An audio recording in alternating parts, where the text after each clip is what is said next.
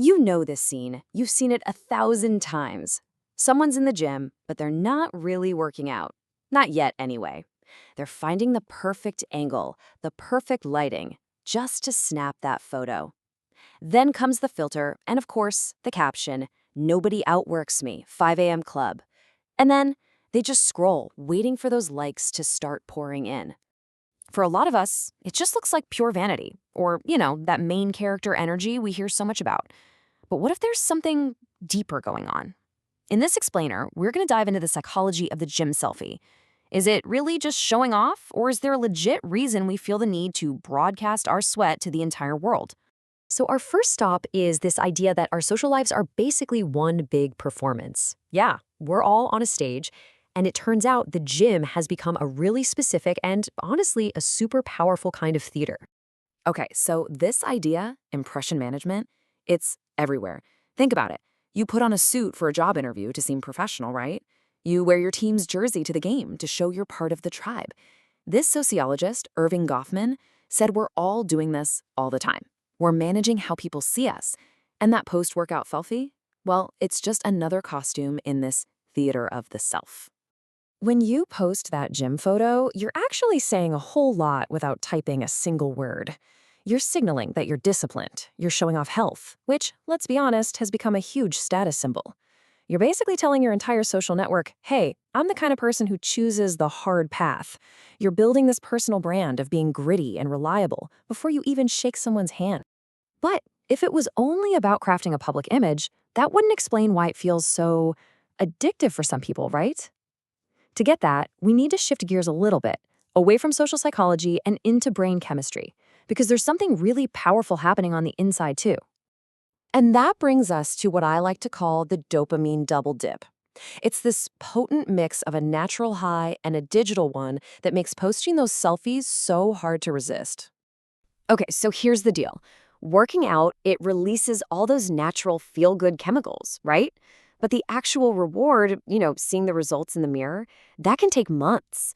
But a like on Instagram? That's instant. It's a quick, powerful hit of social validation that goes straight to the brain. And this is exactly why the gym selfie is so compelling. You get that double dip. You get the long-term natural high from the exercise itself, plus you get that immediate addictive little buzz from social media. Those likes literally become an artificial fuel, a little boost to get you through the days when working out just feels like a total grind. So we've got image management and we've got a dopamine rush. That pretty much covers it, right? Well, not quite. There's another layer to this. A much more strategic reason that actually turns the gym selfie into a pretty clever psychological tool. This next idea, it's all about using our own social wiring to our advantage. It's about making a promise, not just to yourself, but, to everyone who's watching. This is such a powerful psychological hack. When we tell our tribe, our friends, our followers, that we're going after a tough goal, our brain sees it as a social contract. And all of a sudden, the stakes are way higher. You're not just accountable to yourself anymore. And this deep, primal part of our brain becomes absolutely terrified of the social shame that comes with being seen as a quitter.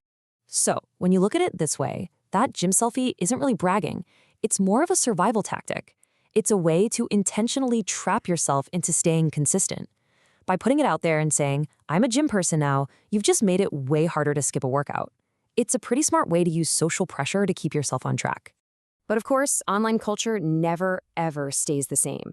The gym selfie itself is evolving, and it's moving away from those flawless, filtered pictures and towards something a lot more human. We're seeing this really fascinating shift. The world is just so full of filtered perfection that now authenticity is the new flex. People are starting to post about their bad workouts, the days they almost didn't go, the sweaty, messy reality of it all. They're showing the process, not just the perfect result. And we're calling this the vulnerability flex. It's not just about getting likes anymore. It's about finding a real connection. By sharing the struggle, people are looking for relatedness. They're sending out a signal that says, hey, this is hard for me too. Are we in this together?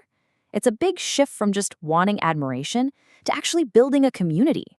So whether it's managing your image, getting that dopamine hit, keeping yourself accountable, or finding a connection, there are a lot of reasons people post. But as we wrap this up, the real focus, it shouldn't be on the phone screen. It should be on the person putting in the work. Because at the end of the day, your body doesn't need a follow to grow. It doesn't need a comment to get stronger. It just needs you. It just needs you to show up. The most important validation you can get comes from that feeling after a tough workout, when you look in the mirror and you just know you gave it everything you had. So there you have it, the psychology behind the gym selfie. Now, I really want to hear from you. What's your policy? Are you posting every single personal record, or do you keep the grind totally private? Let us know down in the comments.